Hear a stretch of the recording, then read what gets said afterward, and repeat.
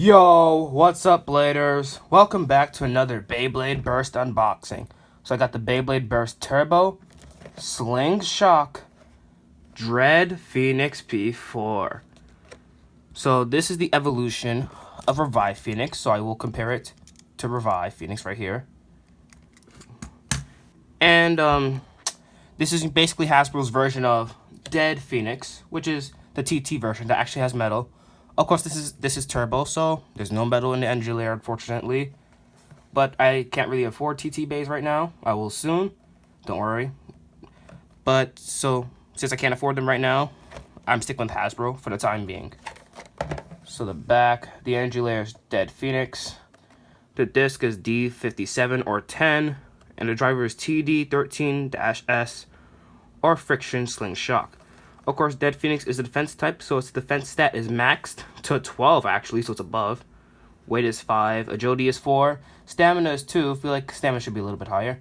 Attack is 2, and burst is 1.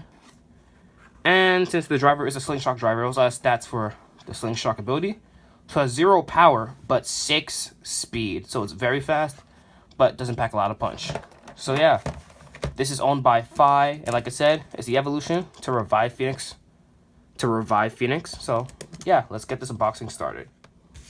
So now I have Dread Phoenix out of its packaging with the instruction booklet, which isn't important. Here's the Sling Shock launcher.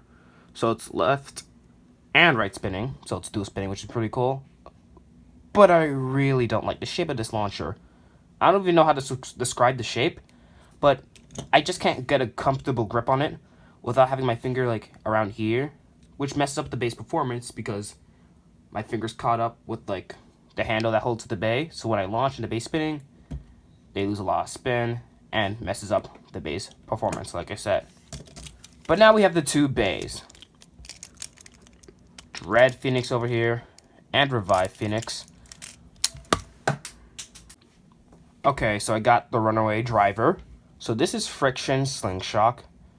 So the same driver that's on Phoenix P4 or Revive Phoenix.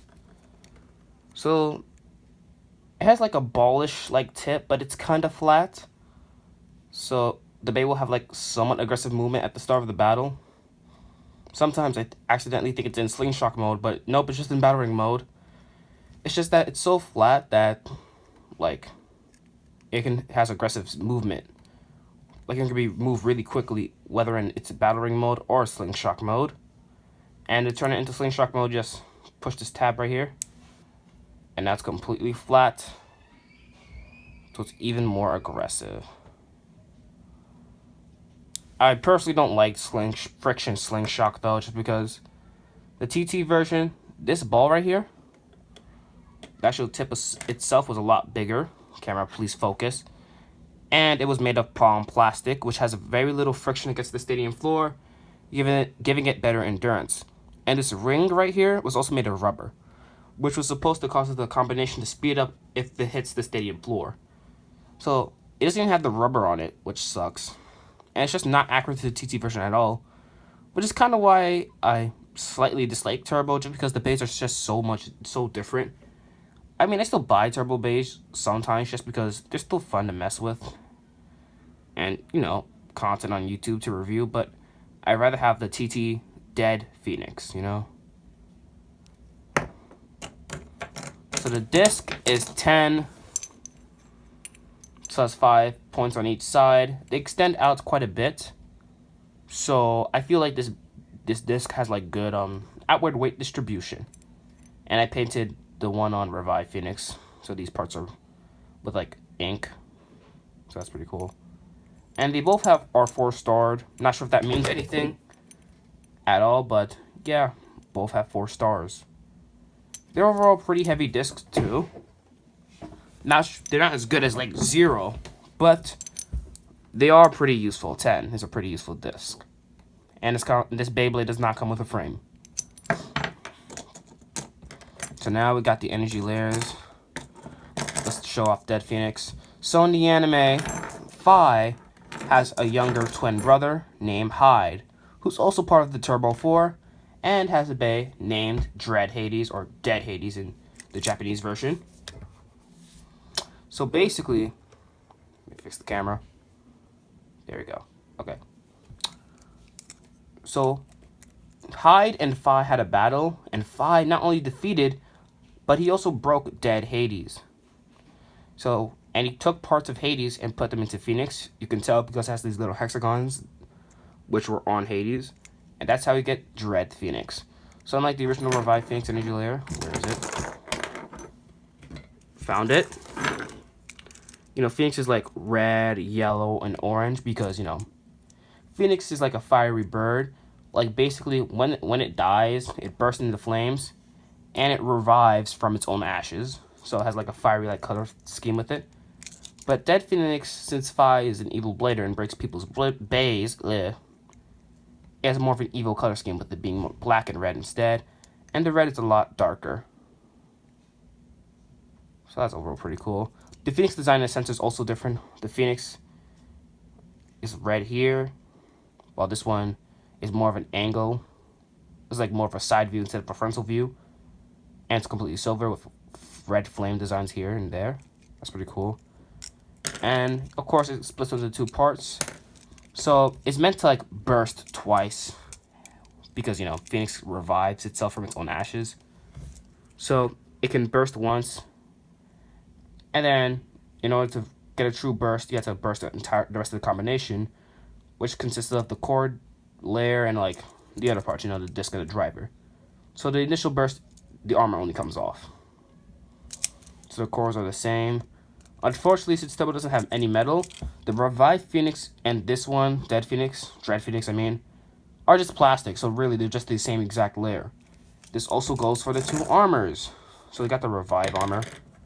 The silver parts for this and this, those are supposed to be where the metal is. So the Dread armor is a lot more circular, and I think it's a little bit heavier. And it just looks cooler in my opinion, so I definitely would rather use the Dread armor. But because they have like no metal on them, like there's almost no difference between which armor you use. Sorry for the quick edit, guys. Was interrupted, so I decided to like cut that out. But yeah, because there is no metal for TT, the Revive armor only has metal pieces right here, while the Dead armor has metal pieces here. So the Dead armor has a lot more metal, meaning it's a lot heavier, which makes it superior. But since it's all plastic, it's like there's no difference in using the armors. Which also means Perfect Phoenix is basically non-existent with the Hasbro version. So let me assemble the two bases together and show you what Perfect Phoenix is. So with the TT version, there was core for the metal of Revived Phoenix. However, when they made Dead Phoenix, the core for Dead Phoenix didn't have metal on it. Instead, there was more metal on the Dead armor. So when you combine the heavier Dead armor with the heavier Revive core, you make the perfect version of Phoenix. So it's supposed to be like this. So there's supposed to be metal on the core and more metal and heavier metal on. Okay, there's more metal on the core. Well, there's actual metal on the core, and the armor has more metal than this one. So this is Perfect Phoenix because it has the most weight. But since Hasbro doesn't have metal, there's no point of Perfect Phoenix. Like, I mean, I guess the Dead armor is a lot tighter on the Revive core than the Revive armor is, which is good. But it's not gonna be like super OP like the TT version, which is just disappointing, honestly. And I was hoping that Hasbro would at least make these hexagons metal, but they didn't. So that's why I'm not that hyped about Dead Phoenix. I just can't really afford TT base right now, so I just wanted something to review. And of course I can post more videos on it. I will say this though, Dread Phoenix is one of Hasbro's best Beyblades, in my opinion. Just because, well, aesthetically, it just looks one of the best turbo bases to look at. Also with the Revive armor, which has less metal than the Dead armor, and the Dead Phoenix core. This is Imperfect Phoenix because TT version this also doesn't have metal, so this is completely accurate. But you know, with this Hasbro, the armor has no metal at all. While the TT version, there is metal, just not as much as the Dead armor. So that's why it's called Imperfect Phoenix. So yeah, that's my unboxing of Hasbro's Dread Phoenix and me comparing it to TT. So expect to do some battles, and I definitely think this is better, just because it has like a better design for defense, looks better in my opinion, comes with the exact same parts, and armor has like a tighter grip. So I just think this one is overall the superior to Beta have. In general though, the best version of Phoenix that you should get definitely is TT's. So I hope you enjoyed this video. Make sure to like, comment, and subscribe. And for the first video I'll do with Dread Phoenix is going to be a generation battle against its predecessor, Revive Phoenix. So, see y'all then, everybody. And I really hope that GT actually makes an evolution to Phoenix, just because it's a really awesome Bay. And it's one of my personal favorites, just because it's just such a cool gimmick. Looks really cool. And Fi is an awesome character in the anime, even though he's a villain. So, yeah. See y'all later, everyone.